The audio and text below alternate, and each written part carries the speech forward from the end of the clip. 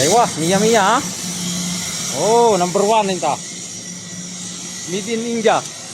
मुझे ना मुस्तकिल भैया बता रहे थे मैं गिरा रहे मैं मौसम Yan, pinupuller niya mga ka-GM. वही बताएंगे फिर Gamit niya yung welding ng ano, spot welding. Ito. Oh, Mr. Sinto, Kepalhal. Yan, mga ka-GM.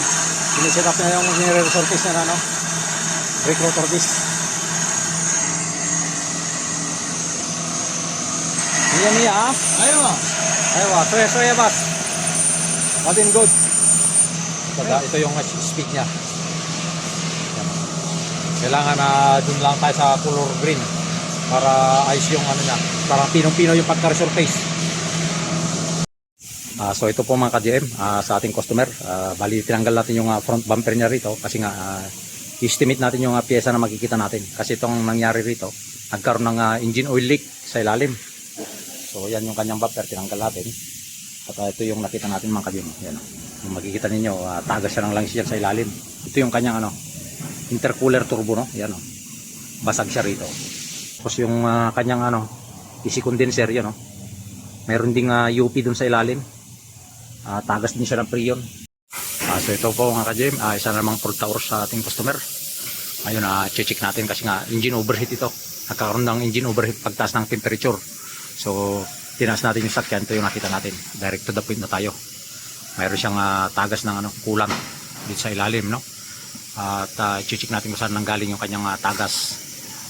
Pero nakikita natin dun sa kanyang thermostat hose papunta sa kanyang radiator, ilalim doon. So ibababa natin yung sakyan at check natin mabuti yan at bago natin na ano, inform yung ating customer. So ayan po, like and share po para magkaroon ng idea yung iba. So baka ganito yung sakyan nyo mga ka-GM, magkakaroon ng engine overheating pagka ganito ang nangyari.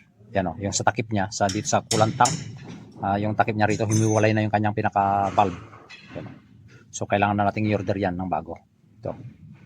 So ayan po mga ka-GM, dito, pinakargaan natin ng i-pre-yon tong sasakyan ng customer natin. Yan, itong ganito sa kanyang battery mga ka-GM. Lilinisan natin yan, mainit lang na tubig ang panlinis natin yan mga ka-GM. Yan sa kanyang terminal ng battery, sa positive. Yan o. Tapos babrasin natin yan mga ka-GM. Bali ito lang yung tatanggalin natin. 30 mm lang yan na ano, sakit na flower. Kailangan natin dyan. Tapos yung kanyang tatlong bolt dito sa wheel hub bearing ay 19 mm yan. So yan po yung ating gagawin mga ka-GM.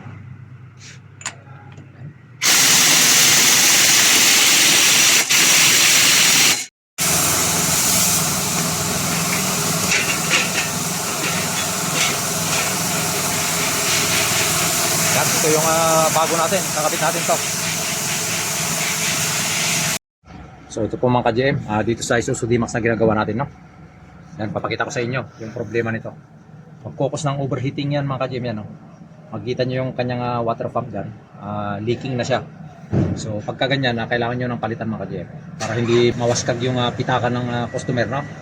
So yan po, like and share po para magkaroon ng idea yung iba. So ayan po mga ka-GM, pinandar natin yan, no? Mayroon siyang tire pressure warning lights. So i-reset natin yan dito sa Hyundai Elantra. Ito gamit natin itong TPMS sensor, itong ating computer, no? So ayan siya, punta lang tayo sa Elantra, select natin. Okay, tapos position relearn. Okay natin. Tapos baba tayo mga ka-GM, hugutin natin to kasi ano natin sa gulong niya isa-isa.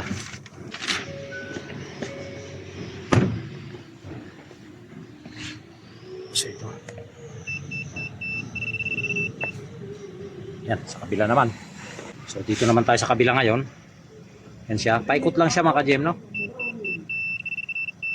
Yan, no? Green na siya. Paikot tayo. Ito. O yan. Dito sa kabila. Sa hulihang ano. Dito. Sa left side. Sa huli. So ayan siya. Green na siya lahat. Tapos i-connect natin at ulit dito sa kanyang OBD. Ayan siya. Mahirap mag-video pagka mag-isa lang. Yan, tapos continue. Yan, continue lang natin. So, ayan po siya. Yan, successfully na siya mga ka-GM, no? Yan, successfully. So, ayan siya. Kung makikita ninyo, okay na siya mga ka-GM. Nawala na yung kanyang tire lights on dito, no? Yan, maandar yung sakyan, no?